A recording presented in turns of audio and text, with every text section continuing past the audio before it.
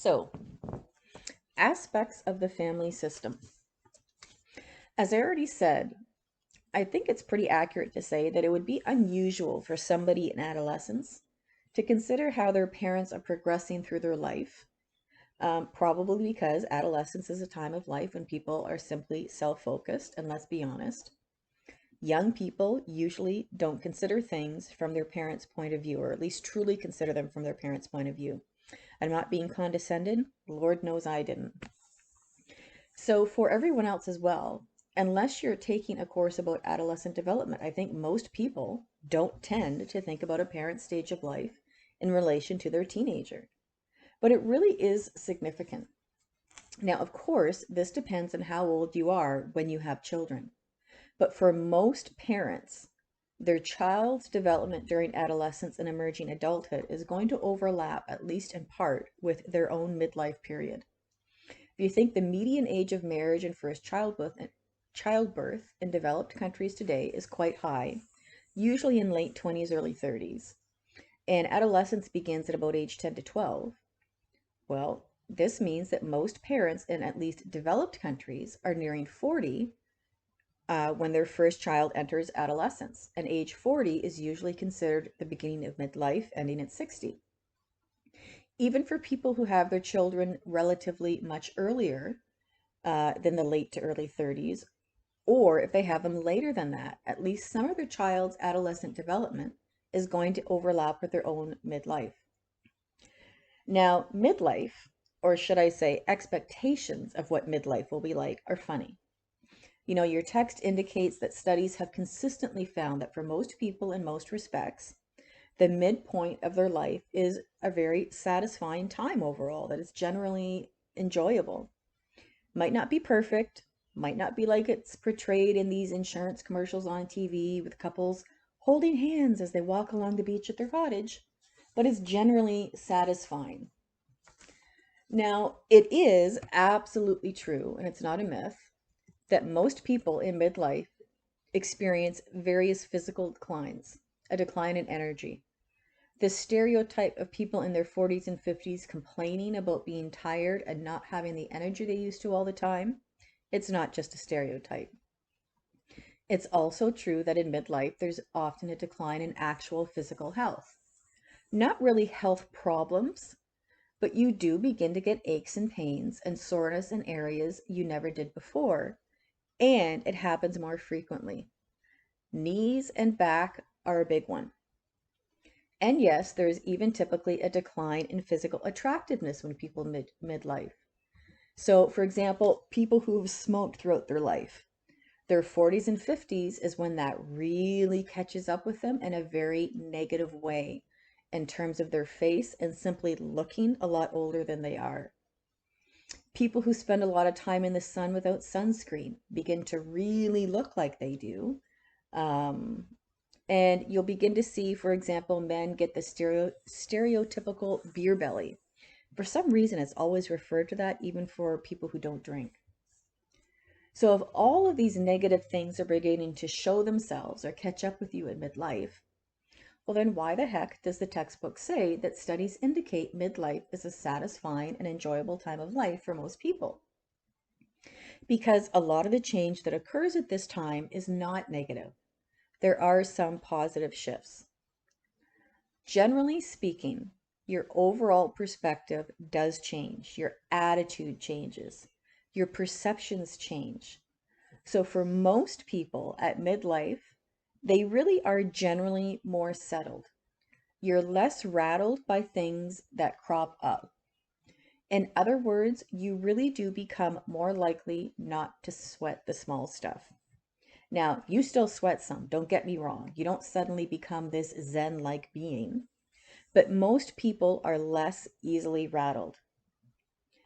Um, Now, related to not sweating the small stuff as much, in midlife, people's personalities also tend to shift a bit because they tend to become more flexible. You tend to become able to adapt to things easier. Again, not perfectly, but people tend to relax a bit more than they did previously, to not be as affected by problems, to handle their difficulties a bit better. As indicated in the text, in one large study of German adults at midlife, most people reported a steady rise in what they called flexible goal adjustment. Now, maybe this is just my sarcastic sense of humor, but I always have to giggle a bit when they come up with these really academic sounding terms for something that's pretty simple. So, flexible goal adjustment simply means um, you can adapt to change better. You're flexible with what your goals should be, more flexible than you were when you were younger. So, what this means then is as their kids get into adolescence, most parents are likely to be more flexible with their children than they were when their children were younger. So, you are better equipped to adapt to your kids' behavior, to your adolescents' behavior. And as I've already said, the results of studies on midlife also suggest that um, for adults in this stage of their life, they welcome their adolescents becoming more independent. They welcome their growing autonomy because it gives parents more time to enjoy their own lives. It gives parents, in either a practical daily sense, in their lived daily reality, or in a hypothetical sense, the responsibility of parenting decreases a bit so that the parent can look after themselves more in a better way.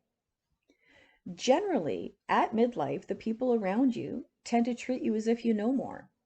They tend to show you more respect because you're older. And this might seem like an obvious thing to say that you're older, but because of this, you really are treated differently than somebody who's younger. You know, I have to inject a little personal thing here. I always kind of am startled when somebody refers to me as ma'am. I'll be 49 soon, and if I'm at the grocery store or somebody refers to me as ma'am, and I kind of look behind me and think, who are they talking about? And then I realize they're talking to me. There really is an actual increase in your wisdom at midlife, and that might be kind of a hypothetical way to put it, but most people really do begin to benefit from their past experiences. And again, I'm saying most, not everybody. And because of this, you do begin to perceive life a bit differently.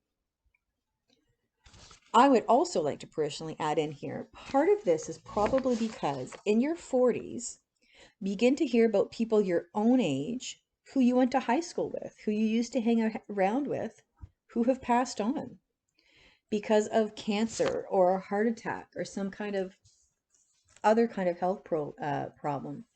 And you have these moments when you think, oh my God, they were the same age I am. So you have these moments when you realize in a very real sense that life is not infinite. For most people, job satisfaction peaks in middle adulthood because by midlife, you spent years doing what you were supposed to do regarding education and work.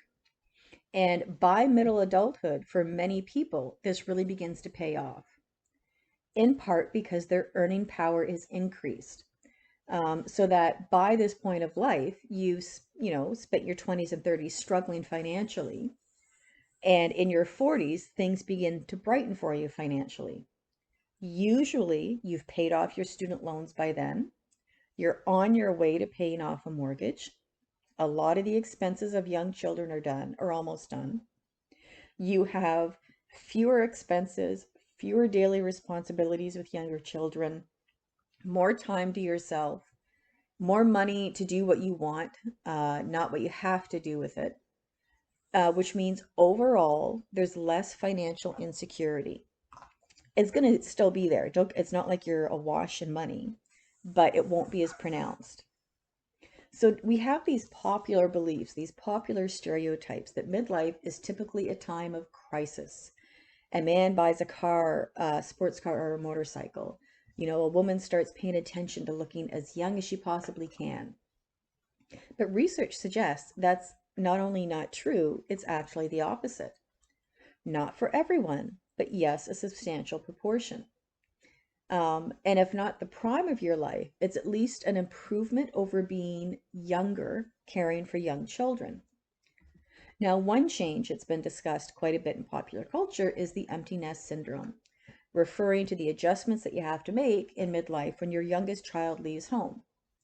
And I mean, think about it. When you have children, in every sense, your life is dictated in every way by somebody else. Every minute of every day, you are aware of where somebody else is and what they're doing. And every minute, every day, in some sense, you're responsible for that person. So when your last child leaves home for the first time in about 2 decades, you have nobody in the house but yourself, which can be very difficult to adjust to. And some parents have a difficult time handling it. I have a friend who runs a pet rescue, and we've talked about this. And she said, it's not unusual that in September and October, she'll have parents coming to adopt dogs at her rescue because their last child has gone to college and university and they find the house too empty. So they don't know what to do with themselves because their life revolved around their children.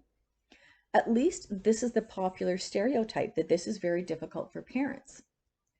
In reality, most parents handle the empty nest pretty easily without any huge problems.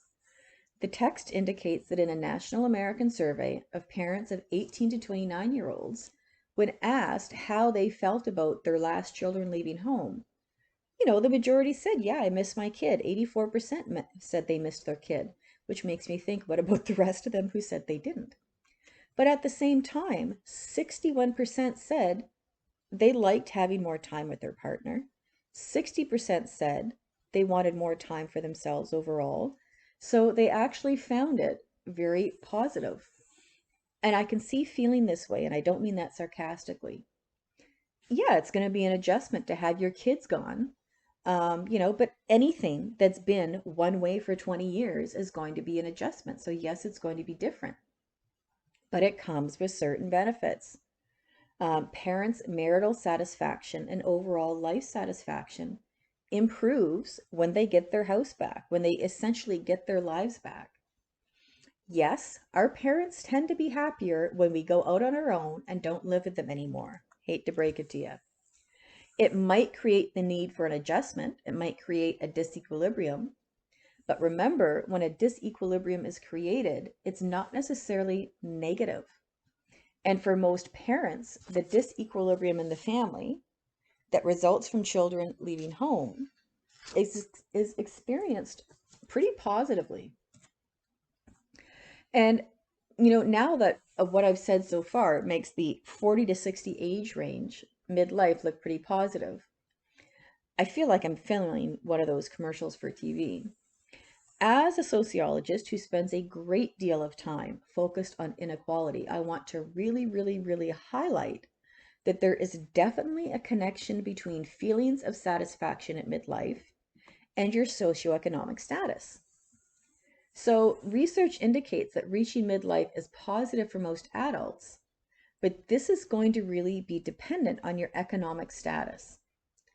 For people in blue collar professions that require physical strength and physical endurance, at midlife it becomes much more difficult for them to continue to sustain their work at the same level. And because of this, their job satisfaction begins to decline. So you have your body begins to your age begins to physically catch up with you in midlife. But what if you have work that depends on you being able to perform physically?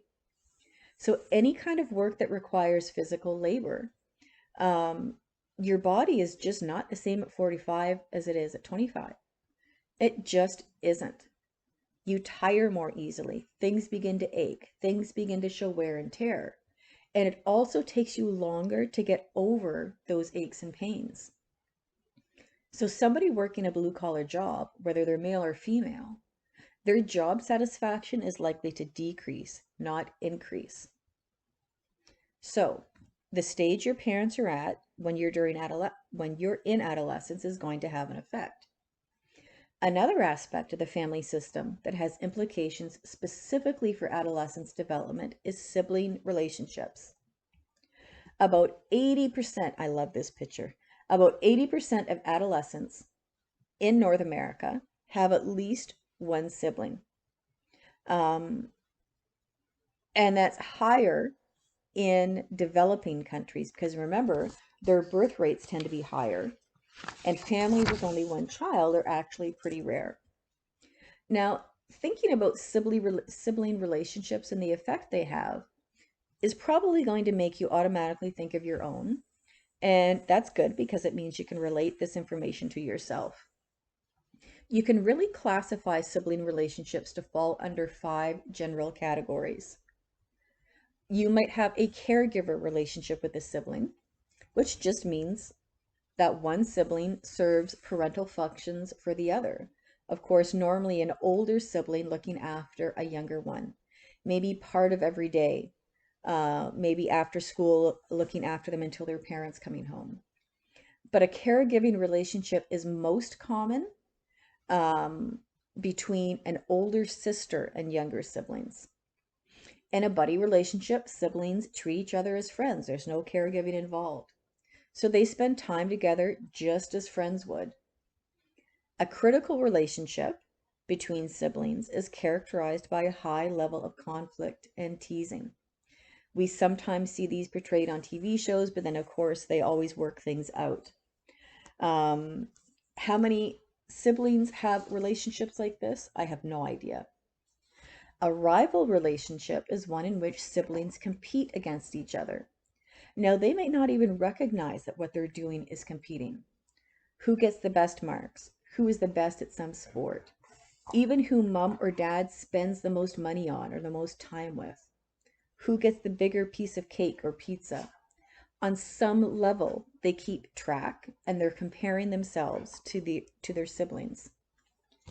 And then finally, you have a casual relationship between siblings, which simply means they get along fine. They just don't really have much to do with each other. Not because they dislike each other, they're just not involved with each other. There's no caregiving. They're not really like close friends who hang out. They're not always picking at each other. And they don't feel that they should or have to compete with each other. Doesn't mean they don't get along, just means they don't have a significant relationship. It's casual. Now, keep in mind that in one family, there may be different kinds of sibling relationships between each sibling, or a combination of relationships with each sibling, or they may shift and change with age and the circumstances of the family, since every relationship in a family system affects every other relationship. So the nature of a sibling relationship is not static. Once formed, it's not set in stone. A critical relationship between siblings is common in adolescence, especially, because you're growing up in the same household. In fact, in studies that compare adolescent relationships with siblings to relationships with other people, they report more frequent conflicts with siblings than anybody else. And if you are not an only child and have siblings, maybe you will agree with this. I'm one of 4. Just think about everything that siblings have to focus on for disagreements or arguments. Teasing each other, anything to do with possessions, borrowing clothes without permission or a CD or anything else, or just touching them without actually borrowing them. My one brother, Mom, David's touching my stuff. Disputes about responsibilities for chores. I have to do more than them, or they don't get their stuff done. Or name calling, or invasions of privacy, or differences in rules for each siblings. So a curfew, what movies they're allowed to see, what each is allowed to do. And my personal favorite, since I am the youngest of 4 and always heard this complaint as the baby of the family, a perception of unequal treatment by parents. So you think your parents favor a sibling over you, and they think your parents favor you over them because everybody has their own perceptions. This can happen. Even though somebody in adolescence tends to have more conflict with their brothers and sisters than in any other relationship, conflict with siblings is lower in adolescence than at younger ages, which at first I found surprising. So it's at a younger age that you're likely to have more problems with your brothers and sisters. Why? Because usually during early childhood, you spend more time with your siblings than you do in adolescence. During adolescence, your relationships become less intense with your siblings because you're slowly but surely becoming more independent from your family, and that includes your siblings, not just your parents, at least in individualistic societies like ours. So your friendships outside the family increase in number and at the same time take on new significance during adolescence. During adolescence, it's common for a young person to get a job, so their time is not spent all at home. And it's just common sense that the less time you spend with somebody, the lower the amount of conflict you're probably going to happen with them. But we can't just make a blanket overall statement regarding sibling relationships because this is something that is really an individual experience. Some have more of a buddy relationship with their brothers and sisters. Some seem to almost thrive on annoying each other. Some get along but are not close at all. And depending on the number of kids in your family, you may see examples of all of these. Again, different siblings get along with each other differently. But we still know that research indicates that when asked to list the most important people in their lives, most adolescents include their siblings, even if they have a relationship with a lot of conflict or competition. They still list their siblings as being very, very important. But what about when parents go through a divorce? How does this affect siblings and sibling relationships overall and how they get along? Well, again, I can't make any blanket overall statement that just describes the situation for everybody. Brothers and sisters have the relationship they have. And when a divorce or separation occurs, that relationship often becomes more intense. Either they have more conflict, more fighting, more hostility with each other, or they experience more support from each other, more warmth from each other, more intensity in a good way from each other. So whatever way it is, their relationship tends to intensify when their parents separate or divorce. Because remember, this is going to create a disequilibrium for everybody. Even when it's something that clearly should occur, when two adults clearly should not be together, everybody in the family is going to be affected by that change.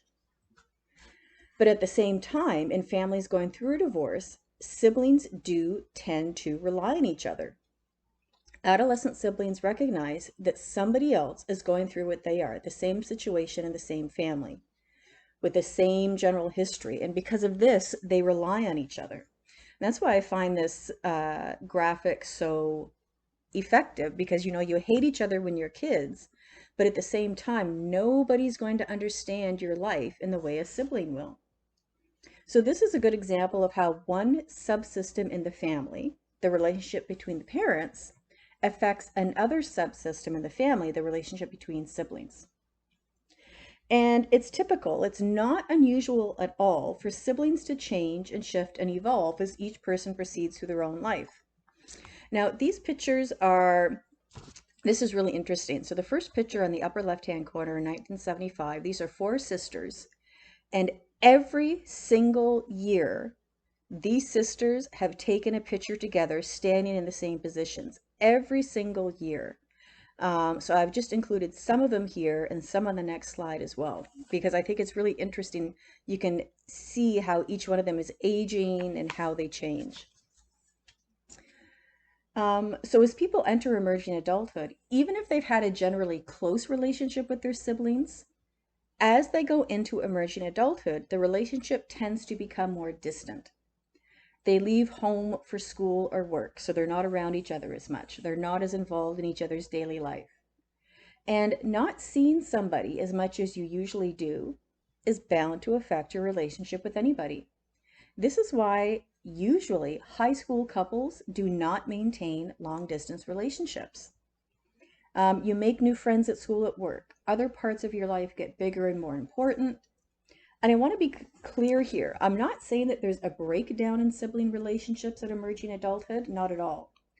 It's just that everybody's growing up and making their way through adulthood.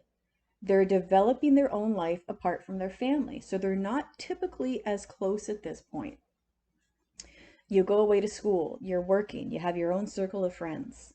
Maybe you're having personal romantic relationships. You're more focused on yourself at the same time as you're not physically together as much.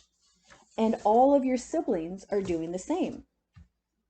And because of this, conflict and rivalry tends to decrease, to be less, excuse me, less intense with emerging adults than with adolescents.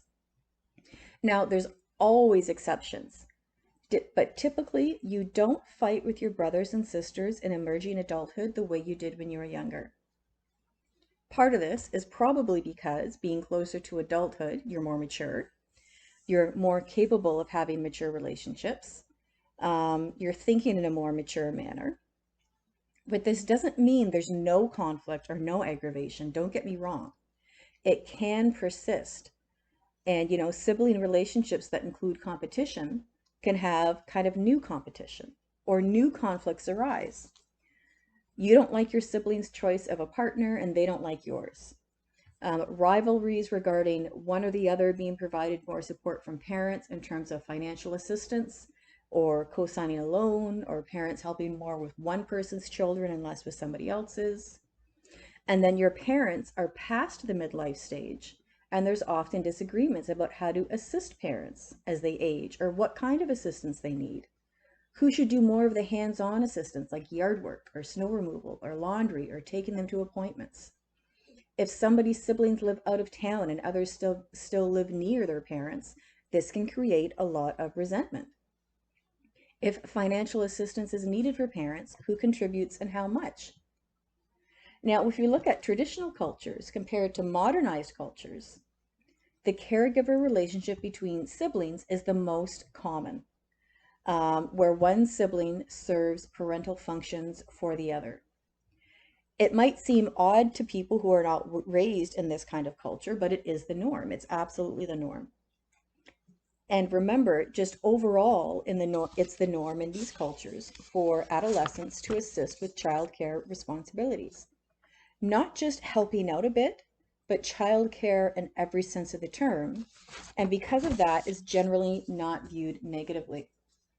Now, as indicated in the text, in an analysis of adolescents in traditional cultures, over 80% of adolescent girls and boys frequently have some kind of responsibility caring for younger siblings. And again, for me, even though I'm well past this stage of life, I would automatically think, well, that would suck having to look after my brother or sister. But it's absolutely the norm in these cultures, and because of this, it doesn't raise an eyebrow.